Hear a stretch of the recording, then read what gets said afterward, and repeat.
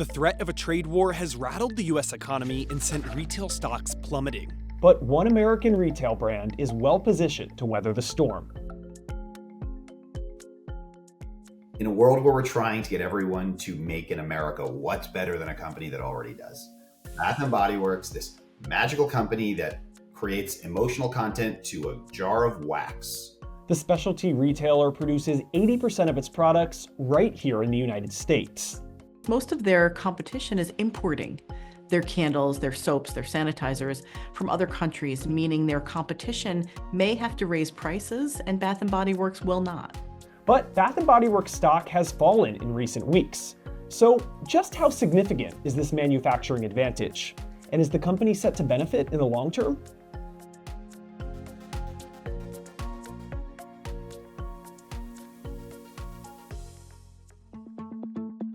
In 2012, Bath & Body Works opened Beauty Park, its primary US manufacturing facility in New Albany, Ohio. Since then, it has incrementally shifted more and more of its production there. Before Beauty Park, a foam hand soap bottle would take about 3 months to deliver to a distribution center. The pump would ship from China, and the bottle and cap would ship from Canada. It would get filled in Virginia and sent to a distribution center in Ohio. Now, the full process, meaning a soap and its components, takes just 3 weeks to finish in Beauty Park, and then travels 10 miles to the distribution center down the road.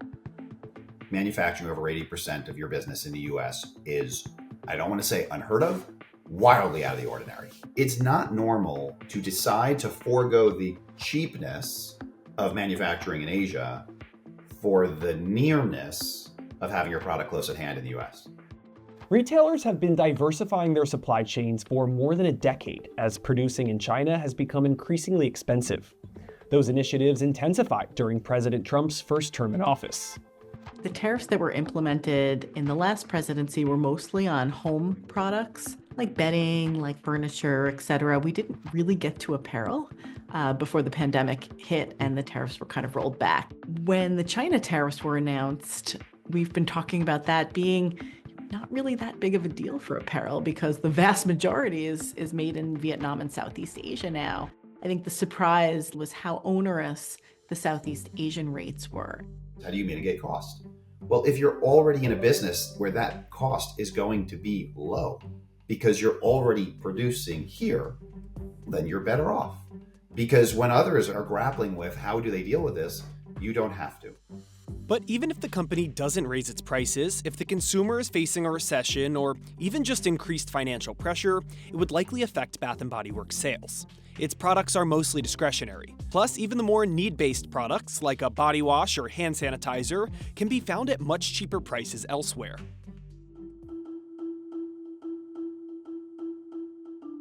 The remaining 20% of what Bath & Body Works produces is mainly imported from China, Mexico, and Canada.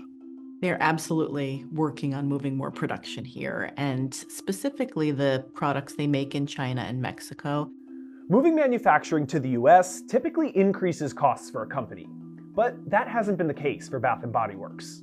A lot of their production is automated, so most of my coverage is focused on apparel, which is very labor intense. You need somebody's hands to guide the fabric into the sewing machine. You know, it's a very, very specific skill set. Filling jars with wax for candles is very automated. Can we move all of the apparel trade here? It's much harder because of labor costs. The wage rates are substantially lower in Southeast Asia than they are here. This chart shows the company's profitability. Revenue after production and operating costs have been factored in. For Bath & Body Works, that rate has hovered around 17% for the past few years. This is close to an industry high. I think the reason for this is because they have low product costs. They're able to very quickly zig and zag in and out of scents and products that aren't working because of this local production. As commoditized as scented candles seem, theirs are special. They've created a brand around them. They've been able to take price. You've got replenishment. Once you burn your candle, you need it again. And you have loyalty. That's a great business model. They have been incredibly profitable.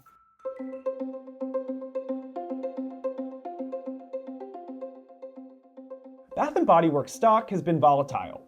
A few things have happened. The company separated from then sister company Victoria's Secret in 2021. And while it's great to sell products customers will need to replenish every so often, it's also risky when there are sudden shifts in demand. This, of course, played out during the pandemic. Bath & Body Works had an amazing 2020 and 2021. They sell soaps and sanitizers. We were in a pandemic. People also light and burn candles a lot more when they're home. 20% growth in 20% growth in 2021. What happened in 22 was we all started to get back out there a little bit. We're blowing out the candles. Sales have gradually fallen over the past few years as demand for hand sanitizer and candles are down post-pandemic. But 2025 could be an inflection point for the company, as it's the first time in several years that sales are forecasted to be positive. I think it's fair to say people did overbuy candles.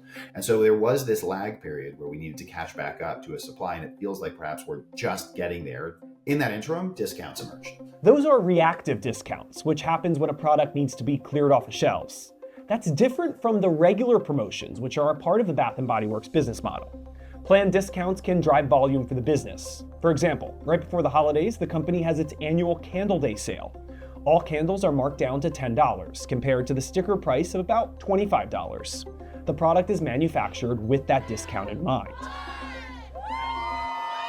Bath & Body Works, the stock, has been more volatile than Bath & Body Works, the business. There's a notion that Bath & Body Works is just tracing trends, is just up and down, and people have been dying for revenue growth, understandably. If instead we recognize that the revenue has been constrained because people bought too many candles during COVID and now we're finally emerging onto the other side, it should actually start trading, hopefully better, a little bit more consistently. Investors will really sharpen their pencils and try to figure out how to manage their portfolio in an environment where even if the tariffs aren't as bad as announced, they will still be onerous for the importers. And we think over the next several years, Bath & Body Works will really benefit from that.